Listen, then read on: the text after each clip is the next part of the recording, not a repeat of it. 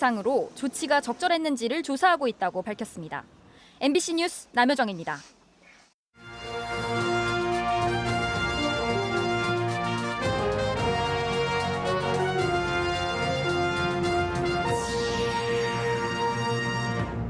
괴산군의 사회적 거리 두기가 4단계로 격상됐습니다. 감염자가 나온 7개 학교는 원격 수업으로 전환했습니다. 도교육청이 모든 학생들에게 10만 원씩 재난지원금을 주려다가 고민에 빠졌습니다. 대상에서 제외된 어린이집 형평성 문제에 교육감 선거 운동 주장까지 제기됐습니다. 민주당 대선 경선이 다음 달 초 충청권에서부터 시작되면서 초반 승기를 잡으려는 후보 진영의 발길이 충북으로 향하고 있습니다. 국회 세종의사당 설치 근거가 될 국회법 개정안이 국회 상임위 소위원회를 통과했습니다. 다음 달 본회의까지 통과되면 내년 초 설계 공모에 들어갈 예정입니다. 여러분 안녕하십니까? 오늘 충북 코로나19 발생 현황부터 알아보겠습니다. 신규 발생 확진 환자는 66명입니다. 지역별로는 청주 39명, 충주 7명, 음성 3명, 괴산 14명, 진천 3명이 확진됐습니다. 충북 누적 환자는 4,951명, 누적 사망은 72명입니다. 괴산군의 사회적 거리 두기 4단계 격상이 전격 발표됐습니다. 하루 사이 10대 확진 환자가 대거 발생했는데 초중고교 가릴 것 없이 나온 데다 대부분 읍내에 살아 확산 우려가 높다고 판단한 겁니다. 보도의 이지영 기자입니다. 괴산의 한 중학교에 다니는 10대 2명이 코로나19에 확진된 지 하루 만에 추가 감염이 잇따랐습니다. 감염된 2명이 같은 학원에 다닌다는 사실을 파악한 방역당국이 학원과 학교 등에서 1,114명을 선제검사했는데 10명 넘게 추가된 겁니다. 추가 감염자의 80%는 10대. 나이와 학교도 제각각으로 초중고교 7곳에서 모두 확진 환자가 나왔습니다. 최근 일주일 사이 확진자가 20명을 채워 인구 10만 명 이하 시군의 격상 기준을 넘자 괴산군은 즉각 거리두기 4단계 격상을 발표했습니다. 초중고 전체에서 감염자가 나온 데다 대부분 읍내 주변에 살아 확산 위험이 크다고 판단한 겁니다. 일단 잠시 뒤 자정부터 29일 자정까지 닷새 동안 4단계가 적용됩니다. 확진자 중 다수가 괴산읍에 집중되어 있고 인근 문광, 채수령 등에 소재하고 있습니다.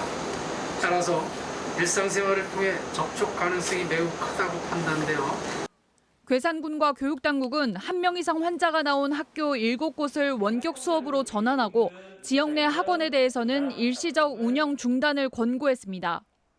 괴산 지역 식당과 카페는 저녁 9시 이후 매장 영업이 금지되고 오후 6시 이후 사적 모임은 접종 완료자 없이는 2명까지만 가능합니다. MBC 뉴스 이지연입니다. 청주 소년원 입소자와 직원 3명이 코로나19 확진 판정을 받아 검사가 강화됐습니다.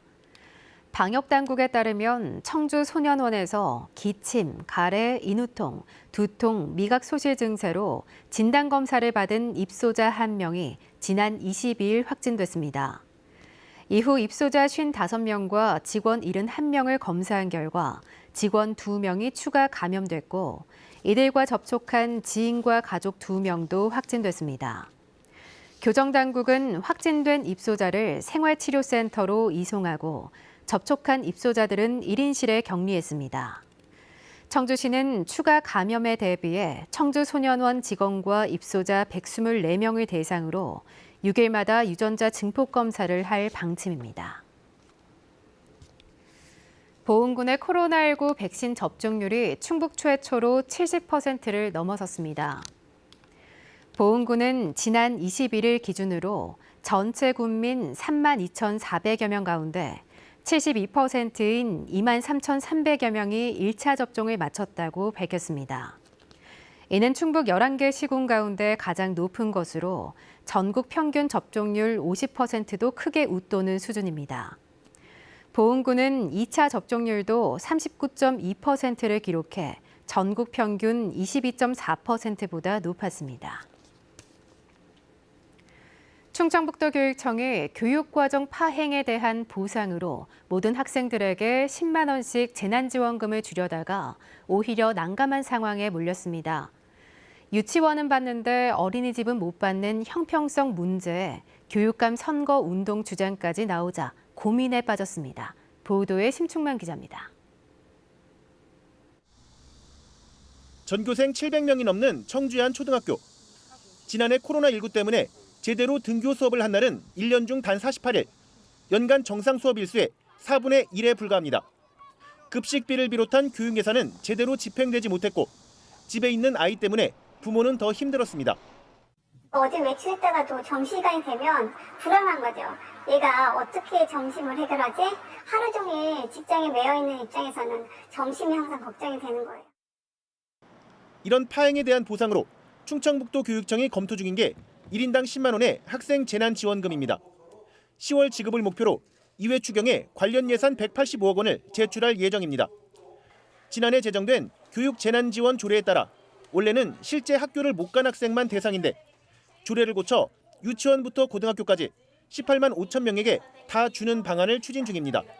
비록 등교는 했지만 이 아이들도 정상적인 교육 활동을 받지를 못했습니다. 체육 활동도 못했고요, 체험학습도 못했고 그렇기 때문에 등교는 했어도 교육적 피해로 봐서 이런 움직임이 알려지자 교육청 지원 대상이 아닌 어린이집과의 형평성 문제가 제기돼 덩달아 지원 요구에 몰린 지자체가 부랴부랴 협의를 요구하며 도교육청을 잡아 세웠습니다. 또 교육 예산으로 교육감이 선거운동을 하는 거냐는 일각의 문제 제기가 나오기도 했습니다. 선심성 현금 배분은 절대 반대하고 이는 내년 교육감 선거를 앞둔 시점에서 학부모님들에게 충분히 오해받을 일이라고 생각을 합니다. 껄끄러움을 감지한 충청북도 교육청은 아직 결정된 게 아무것도 없다며 여전히 검토 중이라는 공식 입장을 내놨습니다. MBC 뉴스 심충만입니다. 국회 세종의사당 설치의 법적 근거인 국회법 개정안이 오늘 여야 합의로 국회 운영위원회 운영개선소위원회를 통과했습니다. 민주당 홍성국 의원 발의 법안이 수정된 것으로 세종시에 국회 분원인 세종의사당을 둔다고 명시돼 있습니다. 국회 사무처가 세종의사당 설계비 예산을 활용해 건립계획을 조속히 수립한다는 부대 의견도 담겼습니다. 국회법 개정안은 이제 운영위 전체 회의와 법사위, 본회의 통과를 앞두고 있으며 여야 합의가 이뤄지면서 남은 절차도 순조롭게 진행될 것으로 보입니다. 한편 세종시는 설계비를 집행하기 위한 사전 절차에 나서 내년 초 설계 공모에 착수한다는 계획입니다. 더불어민주당 대선 경선이 다음 달 초 충청권에서부터 시작됩니다. 이제 보름 남짓 남았는데요. 충청권에서 초반 승기를 잡기 위한 후보들의 발길이 충북으로 향하고 있고 지지 세력도 결집하고 있습니다. 보도에 신병관 기자입니다. 이달 들어서만 세 번째 충북을 방문한 정세균 후보. 자신의 1호 공약인 충청 신수도권을 충북을 중심으로 완성하겠다며 충북 전략 발표에도 공을 들였습니다.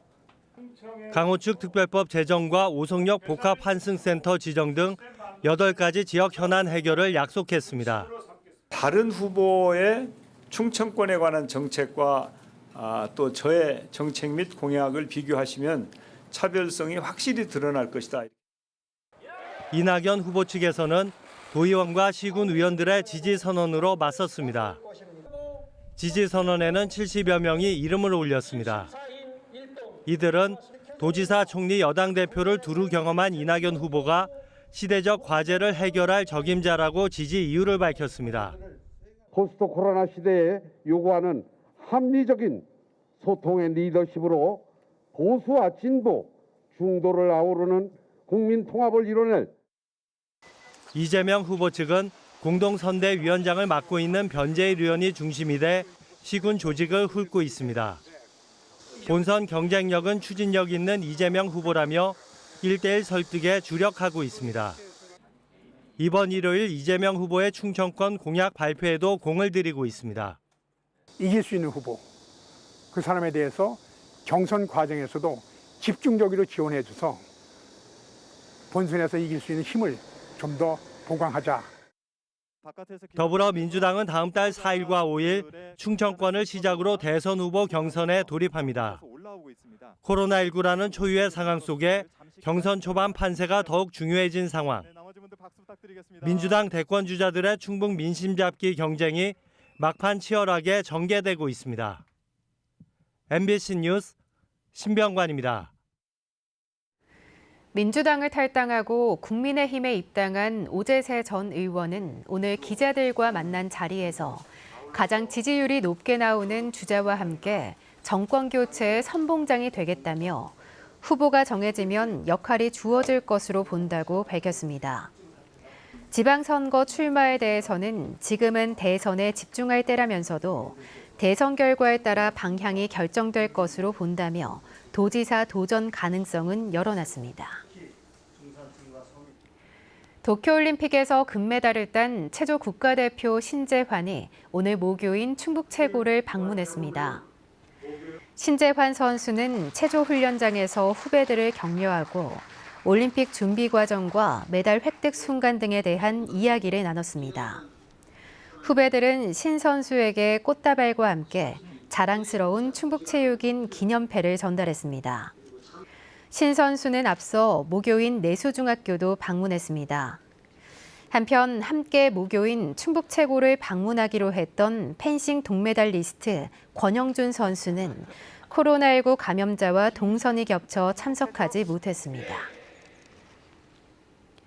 중부권 최대 전시 컨벤션 기능을 갖추게 될 충북 청주 전시관이 다음 달 오송에서 착공합니다. 2023년 말까지 오송읍 7만 8천여 제곱미터에 전시장과 대회의실, 미술 전시실과 편의시설을 갖춘 지상 2층, 지하 1층 규모로 건설됩니다. 충청북도는 청주 전시관 인근에 호텔과 쇼핑센터 등을 유치할 2만 8천여 제곱미터의 상업용지도 조성할 계획입니다. 뉴스를 마칩니다. 고맙습니다.